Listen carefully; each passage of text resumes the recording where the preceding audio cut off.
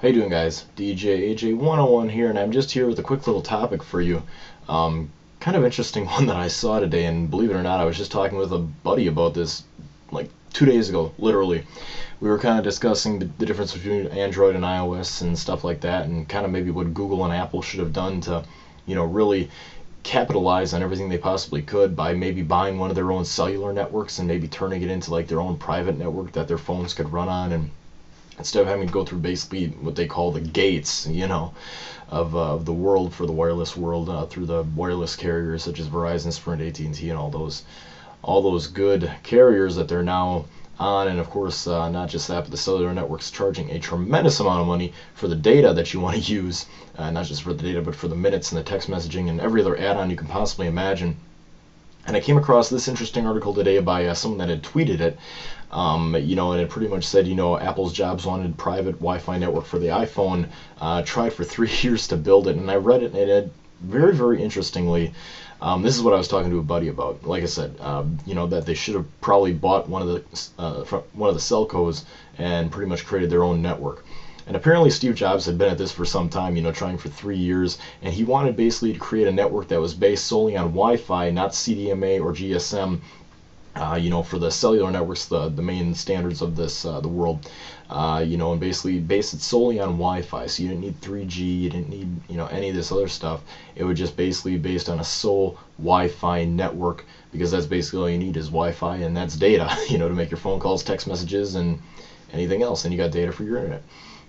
But apparently what had happened is he was talking to this guy, what's his name, John Stanton, who's actually I guess kind of a legend in the telco industry. He actually ended up building this company, I think it's further on down here, it's called VoiceStream, which ended up being kind of like a spin-off that AT&T eventually would gobble up and become AT&T Wireless. And of course AT&T eventually, I guess, was kind of sold out to, what's the company's name?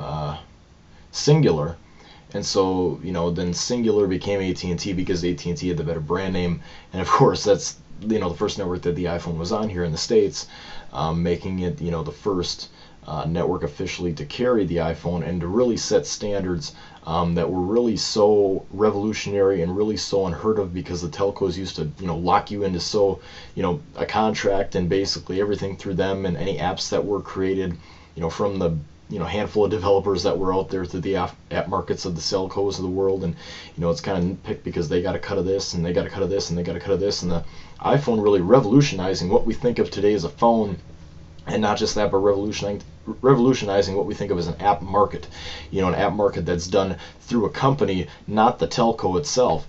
So basically cutting the telco out of the equation, entirely, and making them just the copper and the wireless transmitters in the air that are basically giving us the data to download the apps from the other companies such as Apple, that are basically putting out this app market in a better, pretty much a better environment for a developer to make an app and make it more profitable, and not just that, to get it out to more people, because we all know how popular the iPhone has gotten, and especially how popular Android has gotten.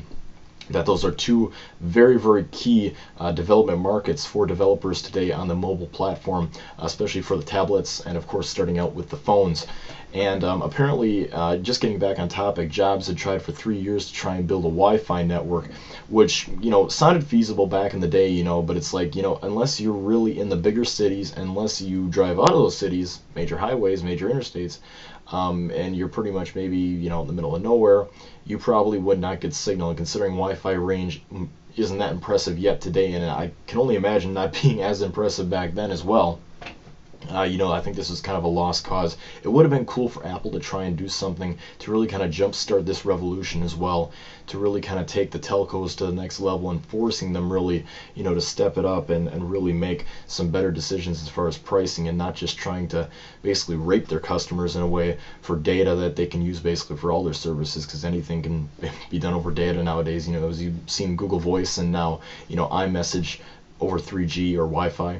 You don't need the telcos anymore. You don't need that legacy spectrum that's used by Verizon, AT&T, and Sprint to give you the phone calls, to give you the messages, to give you the data.